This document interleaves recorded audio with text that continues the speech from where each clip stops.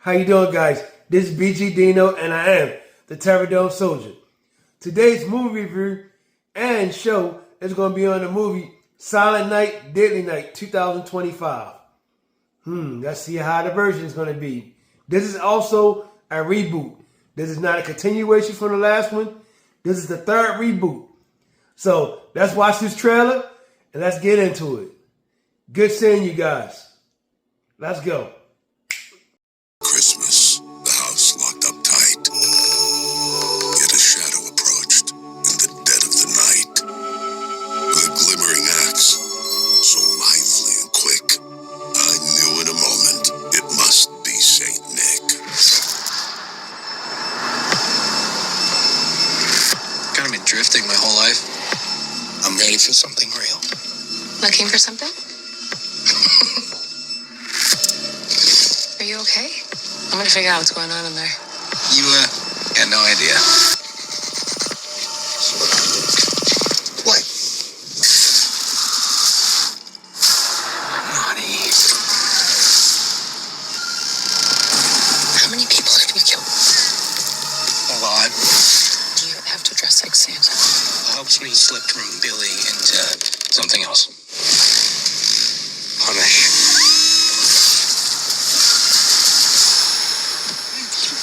Wait. Keep it on. Are you ready for this?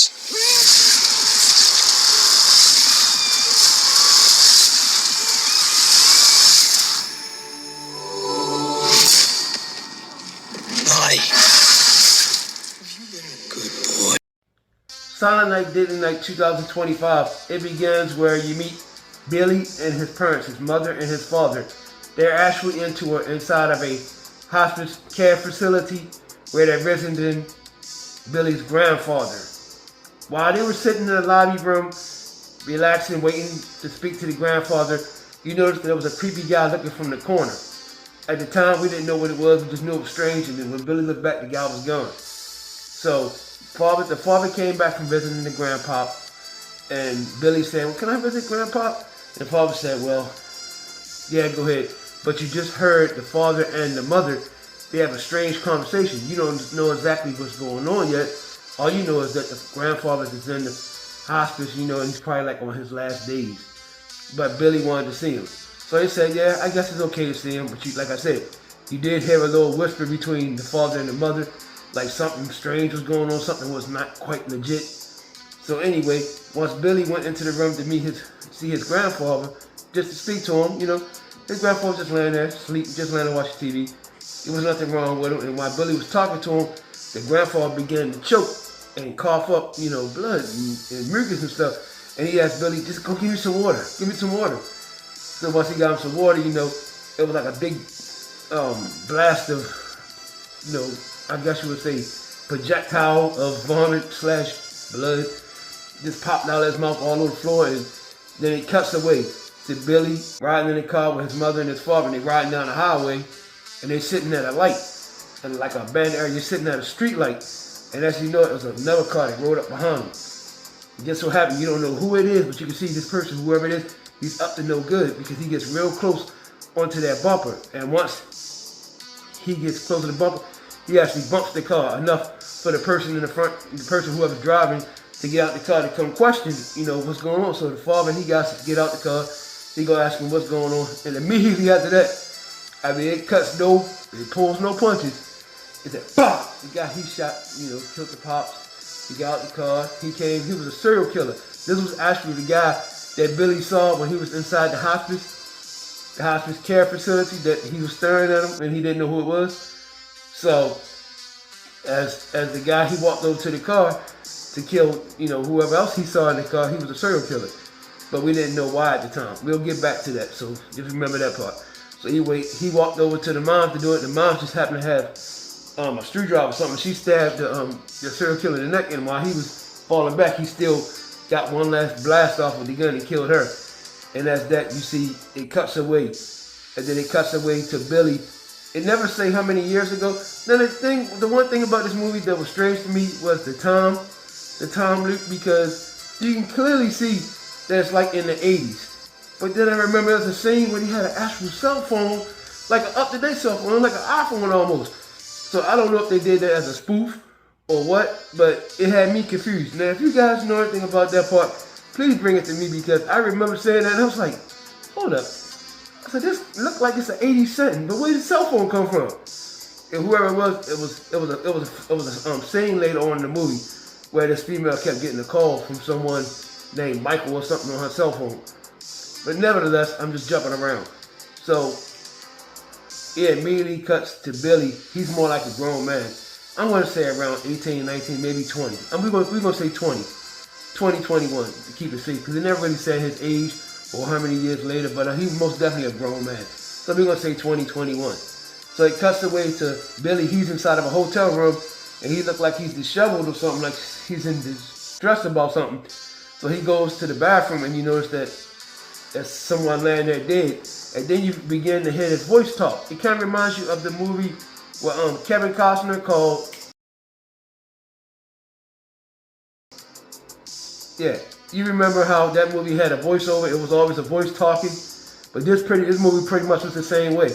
He always had this voice talking, and it was telling him certain things to do. So the voice was telling him, you need to clean up and go. And then you see him go out the door, and he looks around the corner, and he see police or something looking for whoever this guy is that he just murdered, or maybe it's his friends. You don't know exactly what's going on. All you know is that they ready to come to that room, so he had to escape from that situation. So just up the beginning alone, I felt like this movie was pretty good. I don't understand why this movie got such a bad rap, because even when I seen it in the theater, I was the only person in the theater, which I enjoyed it because, I got to, really look into it and take little notes in my head of things I'm going to do, and I had to worry about no crowd or nothing. But at the same time, I don't understand why this movie not getting a lot of showing time. This movie, to be honest, this movie right here did what this movie right here tried to do, and a couple other movies, This movie right here was not bad at all, I'm not going to say it was a blockbuster, but it wasn't bad. It wasn't bad at all. And for us to be a reboot, see, my thing is with reboots, if you're going to be a reboot movie, this is like the second time to reboot, because the first one was the original one, then they had the reboot. So this is actually the second reboot. So when I said third reboot, that's incorrect. This is actually the third version, but this is the second reboot. And to be honest, the kill count in this movie was sky high. I mean, it was one scene alone that I believe 30 people got killed. It was a scene, okay, let me take you to this scene, because I can't really play it because we don't have it. So, and I'm sure I'll get copyright infringement if I did play it. So either way, I'm going to give you a description of what happened. So it was a scene where, like I said, the voiceover inside Billy's head, he's pretty much like I'm going to call him a vengeful angel or some kind of dark angel or something. So he pretty much was like over Billy, telling Billy certain things to do. But you can see that whatever angel, whatever demon is, you can't really tell if the demon's a good demon or a bad demon. Well, there's no such thing as a good demon, but I would say a vengeful person, a vengeful demon, or just a demon that's just straight up for blood for no reason. So, to make a long story short, pretty much what the demon was, the demon name was Charlie. Remember Charlie up this movie right? Total different Charlie. Total different Charlie. So it comes down to it. Billy pretty much, ever since he's seen his parents get killed, when he went over to address the guy who just killed his parents, like I said at the very beginning, it was some kind of entity that entered from the guy to Billy. And what the entity was, the thing named Charlie. And what the thing named Charlie was, like Billy, he explained it to one of his friends that he met later on. He was telling him about the situation with the female. He grew to like her, and he wanted to tell her what he was doing because there was a couple of people in the town that he just moved to where he just met this female at that, you know, he had to take out because, so he's pretty much like, if you ever seen the television show called, Dexter, it's pretty much like Dexter. He's pretty much killing serial killers. But you never know what they did. But the spirit thing, he can see what somebody did. It's more like just walk past them. You know, they have several movies that's made like that. You know, and I don't think this movie was bad. I think it was pretty good. You know, I think that sometimes, you know, they make the bad guy, which he is a bad guy, but that doesn't. If you are a bad guy, but this does not mean you're a bad guy. I guess that explains it all. But like I said, and let me bring back to the scene that I said it was about 30 kills. So it was a scene where it was this lady, she was just talking trash, and like I said, the spirit, he could pick up on people that's done mean things to people. So this one lady, he told Billy, he said, look, this person you gotta get next. Because every single day, I think it starts on, he said, the 17th of December. Actually, it starts on the 1st of December, but this particular movie started off on the 20th. So every single day until Christmas, he has to kill a serial killer or somebody that would have ended up hurting someone else by the time Christmas comes, just to fulfill his thing. And the thing is, Billy gets his most, I'm gonna say his powers or his most strength and toughness once he put on the Santa Claus outfit. If he don't put on the Santa Claus outfit, he's fine.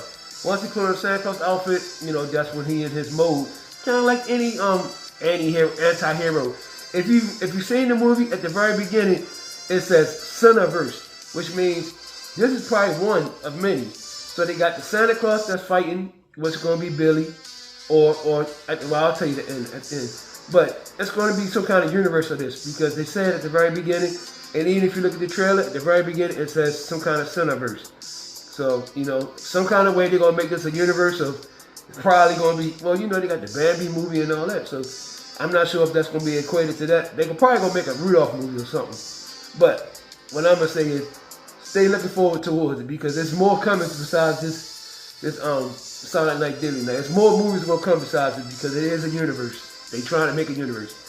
And sometimes these universe things, they get a little strange, but they're entertaining. Why not?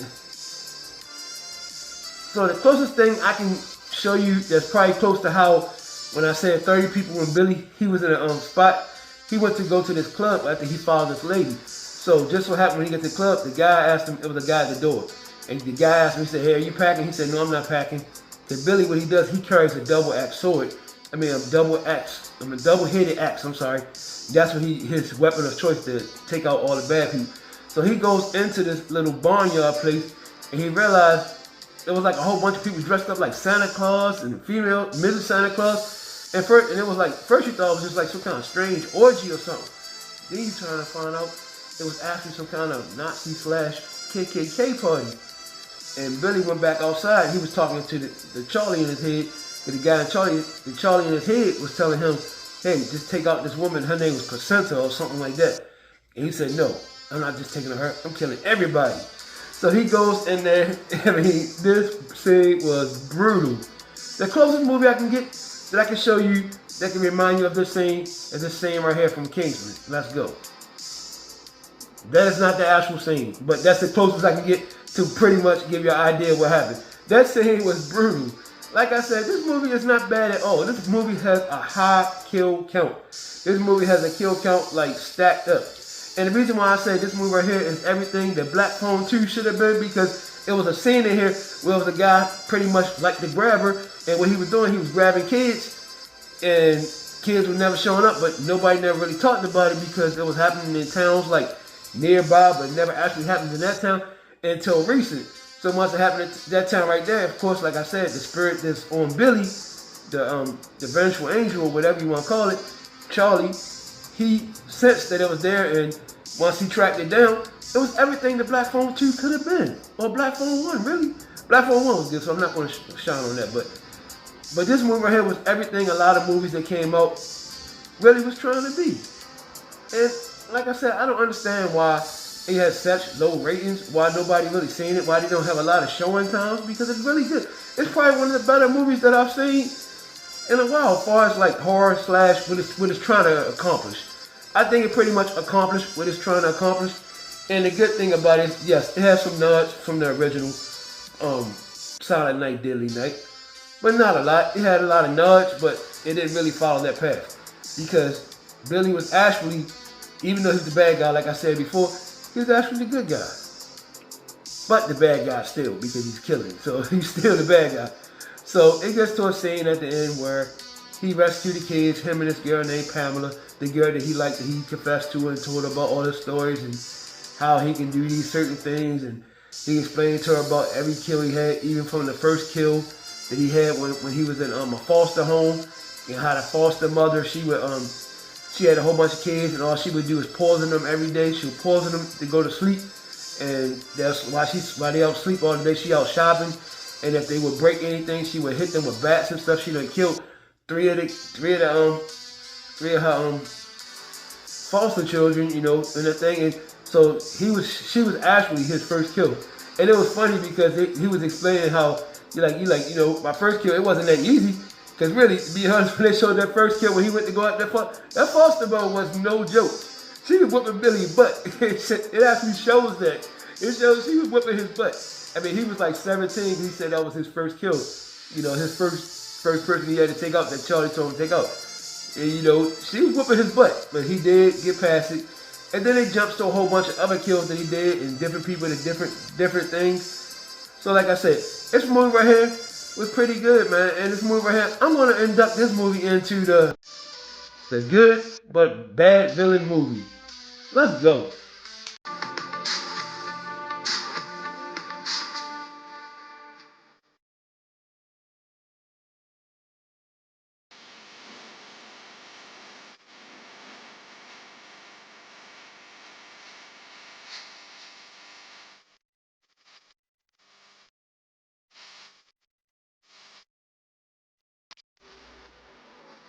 So my immediate reaction to this movie is,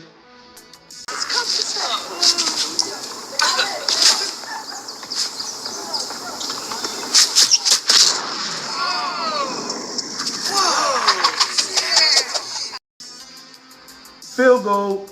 It was a good field goal movie. Yeah, it was a good field goal. 3-point field goal. I'm gonna rate the movie a 2.5 out of 5.5 Pterodon soldiers. 2.5 out of 5.5 Pterodon soldiers. Yes, okay, the movie is maybe maybe 20 minutes longer than it should be. That's a little bit long, but it's actually good. It's not boring. It never made me, you know, drift off and stop paying attention to something else. Not to mention I was the only person in the theater, so it would have been kind of weird for me to drift off. I mean, which actually probably would have been easier. You know, there wasn't no crowd participation. So, like I said, the movie was pretty good. I gave it a 2.5 out of 5.5 Pterodon soldiers. It's a good date night movie. You know, it's not bad at all. It's entertaining. It's a lot of gore. It's a lot of kills. A lot of people like kills. I mean, it's a serial killer movie, so that's what you want to see, kills. So anyway, guys, thank you guys. Thank you guys for all the support. Thank you guys. Guys, can I have 59 seconds to introduce my new sponsor to the BG Dino Pterodon Soldier Show? Let's go.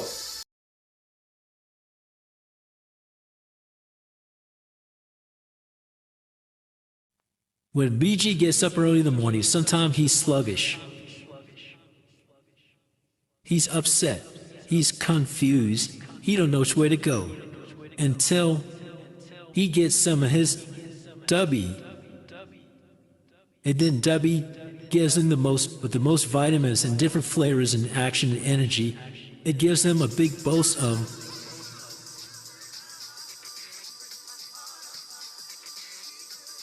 and then BG is good for the rest of the day. BG has energy. He's able to dance, he's able to move.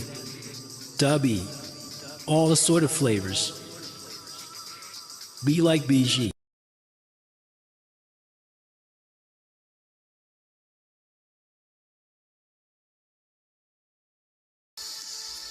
with that being said, I'd like to give a special shout out to St. Cloud Hospital in St. Cloud, Florida.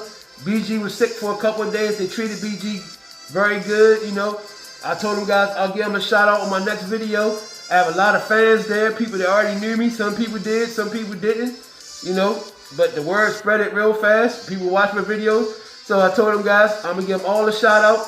Thank you guys at St. Cloud Hospital for taking care of BG. BG has asthma and they took care of me real well. I'm back on my feet. I'm back strong. Thank you guys. Also a special shout out to Cinemark Movie Theater. I would like to let special shout out to my guy Walter. Walter, you're a true inspiration, buddy.